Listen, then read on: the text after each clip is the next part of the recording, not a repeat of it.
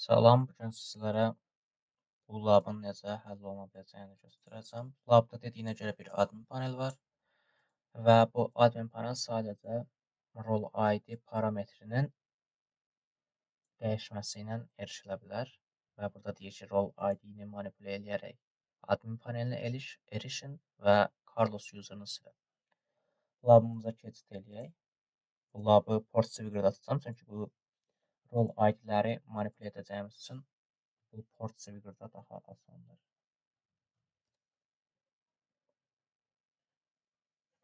Bizə verilən credential'ları girək. Liner və Peter. Giriş edəndən sonra burada requestlərimizə baxaq.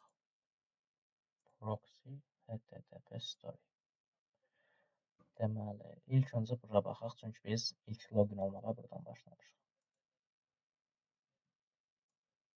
Burada maraqlı bir şey yoxdur, bu bizim giriş məlumatlarımızdır. Bura baxaq. Burada da maraqlı bir şey yoxdur. Burada görsəz ki, belə bir şey var. Burada bu bir JS faylıdır, yəni JavaScript'dir. Bura baxsaq, burada maraqlı bir şey yoxdur, amma responsa baxa bilərik. Deməli, burada bəlkə də adminlə bağlı bir şeylər var.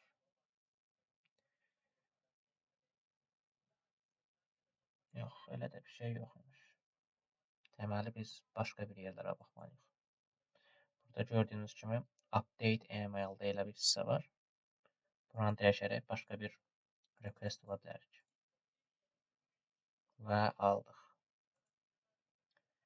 Gördüyünüz kimi, aha, change email. Bu da bizim aldığımız respons.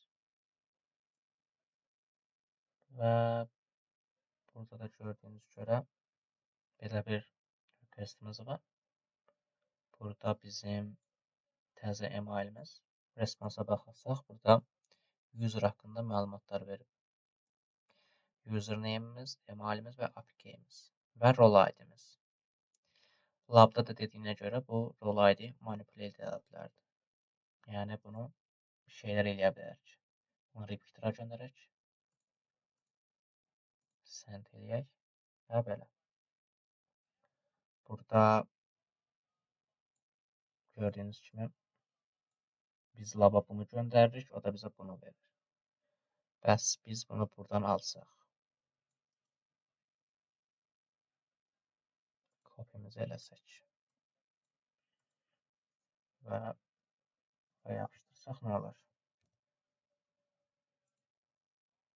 Və internal server error aldıq, çünki yazım xətası elədim. Belə şeylərin arasında bir şeylər yazanda virgül qoymalıdır. Oyda virgül qoya bilmirəm. Aha. Yüzümüzü qoyanda bizə font verdi. Yəni bu düz yoldayıq. Rol ID 1 normal user'dır.